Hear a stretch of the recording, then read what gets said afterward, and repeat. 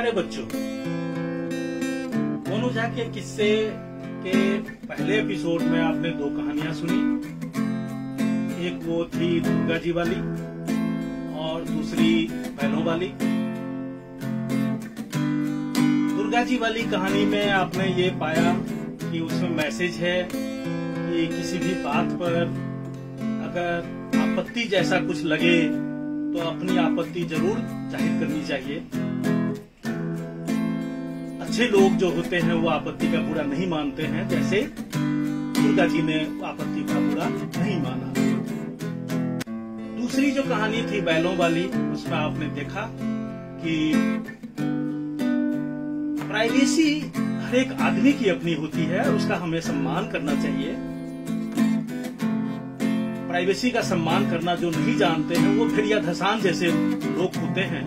और आपने उस कहानी में देखा कि गोनू झा ने कैसे उन भेड़िया धसान लोगों को बेवकूफ बनाया। अब आइए सुनते हैं आगे की कहानियां। गोनू झा के पिता पहले ही स्वर्ग सिधार गए थे। परिवार में बूढ़ी माँ थी और छोटा भाई भोनू झा था। गोनू जितने ही तेज थे, भोनू उतना ही भोंदू था, लेकिन उसे इसका एहसास न था। मूर्ख को अगर अपनी मूर्खता का एहसास हो जाए तो यह दुनिया सुधर जाए। गोनू झा का बड़ा नाम था, उनकी आमदनी भी अच्छी थी, राज दरबार में भी आना जाना था। इस सब से भोनू झा को जलन होती थी। आए दिन वह अपने भाई को नीचा दिखाने की कोशिश करता रहा। जब और कोई रास्ता नहीं मिला तो भोनू ने भाई से अलग होने का फैसला किया। गोनू को यह अच्छा नहीं लगा। वे भाई से अलग नहीं रहना चाहते थे, लेकिन भोनू झा को समझाना बहुत मुश्किल था। आखिर पंच बैठे, सारी संपत्ति को 2 भाग में बांट दिया गया। अब सवाल आया भैंस का। भैंस एक थी, भाई 2 थे। भोनू से पूछा गया, उसने कहा एक ही सही, लेकिन उसमें मुझे भी हिस्सा मिलना चाहिए।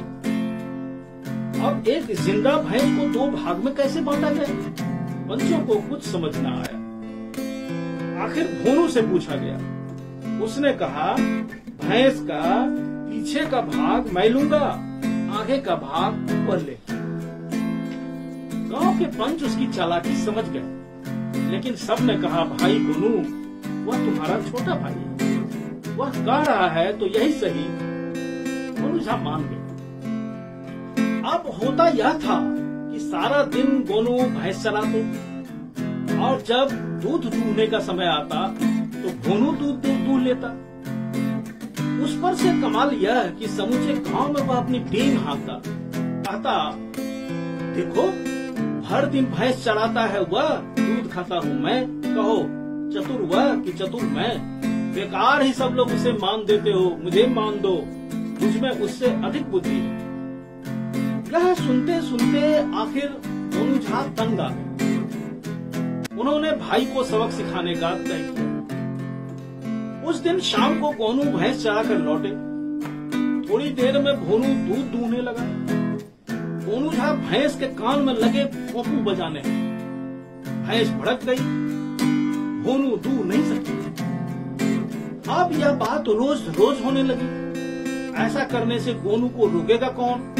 भैंस का आगे का भाग तो उन्हीं के हिस्से में पड़ता था, कान भी पोपू वह बजा सकते थे। आखिर जब भोनू ने हार मानी तो गोनू बोले, मेल मिलाप से रहो भोनू, साथ साथ रहने में ही सुख है। लेकिन यह बात समझकर भी उसकी समझ में न आई। इसका एक बड़ा नतीजा आगे सामने आया। गोनू झा राज दरबार में जाते थे। वहां भोनू भी कभी कभी गया था। भोनू अपने तर्क से राजा का मनोरंजन करते। भोनू की समझ में यही आया कि ऊटपटांग बातें सुनाओ तो इससे राजा का मनोरंजन होता है, इसमें उसे कोई बड़ी बात नहीं दिखाई दी। एक दिन भोनू झा राज दरबार पहुंचा। राजा को खबर भेजी कि मैं गोनू का भाई हूँ, उससे बेहतर बात बना सकता हूँ। उससे भी अच्छी तरह आपका मनोरंजन कर सकता हूं। राजा का बुलावा आया, भोनू दरबार में पहुंचा। राजा ने कहा, बनाइए तो, कैसे बात बना सकते हैं आप जम गए तो भोनू झा की छुट्टी समझिए। भोनू झा बोला, हुजूर आप बड़े प्रतापी महाराज हैं। दरबारियों ने आवाज लगाई, सही है सही है। भोनू झा ने आगे कहा, आपके कानून के डर से पुराना नियम भी बदल गया है। राजा ने पूछा, अच्छा क्या सब बदल गया, साफ साफ बताइए। भोनू झा बोला, अभी तुरंत की बात कहता हूँ, मैं जो आ रहा था तो एक अजूबा देखा। दरबारियों ने सवाल किया, क्या अजूबा देखा? भोनू झा ने कहा, देखा आसमान में कुत्ते भौंक रहे। दरबारी हल्ला करने लगे, वाह वाह वाह वाह। राजा ने पूछा, आसमान में कुत्ते भौंक रहे थे, अच्छा और क्या नियम बदला यह बताइए। भोनू बोला, कल की बात है महाराज, मेरी बूढ़ी माँ घास काटने गई थी, उसे सूझता जरा कम है तो हाथ का हंसिया फिसल गया और उसकी नाक कट गई। दरबारियों ने फिर हल्ला किया, वाह वाह वाह वाह, क्या बात है, क्या खूब कहा। लेकिन राजा को ये बातें बेतुकी जान पड़ी। उसने कहा, बात तो आपने खूब बनाई भोनू झा, अब जरा यह बताइए कि ऐसा हुआ कैसे। अब बड़ा भोनू मुश्किल में, इसका तो उसे अनुमान भी नहीं था कि राजा कारण पूछेगा। वह तो समझता था कि बेतुकी बातें सुनाओ तो इससे राजा खुश होता है। भोनू ने सिर झुका दिया, मुझे तो इतना ही मालूम है हुजूर, यह कैसे हुआ मैं नहीं बता सकता हूँ। राजा बिगड़ गया, उसने भोनू को गिरफ्तार करने का हुक्म दिया। राजा बोला, 8 पहर का समय देता हूँ, जेल में बैठकर तर्क लगाओ, कल अगर नहीं बता सके तो तुम्हें फांसी पर लटकाया जाएगा। तुम मुझे गधा समझते हो? भोनू को जेल में बंद कर दिया गया। चारों ओर यह खबर फैल गई। भोनू की माँ भोनू के पास जाकर रोने लगी, बोली, बेटा जैसा भी है वह तुम्हारा भाई है, उसकी जान बचाओ। भोनू झा भाई से मिलने जेल गए, सब बातों की जानकारी ली। जान के डर से भोनू विकल होकर रो रहा था। दूसरे दिन राजा का दरबार लगा, भोनू को हाजिर किया गया। भोनू झा भी वहां पहुंच गए। राजा ने कहा, हाँ तो भोनू झा बोलो, तुम कारण बताओगे या मरोगे? भोनू झा बोले, हुजूर यह बहुत डर गया है, उसकी ओर से मुझे बोलने का हुक्म हो। राजा बिगड़ गया, बोला, तुम बीच में मत पड़ो भोनू झा, यह मुझे मूर्ख समझता है, मैं इसे नहीं छोड़ूंगा। भोनू झा ने कहा, गुस्सा थूक दे महाराज, यह जो भी बोला है सच बोला है। क्या सच बोलने वाले को दंड मिलना चाहिए?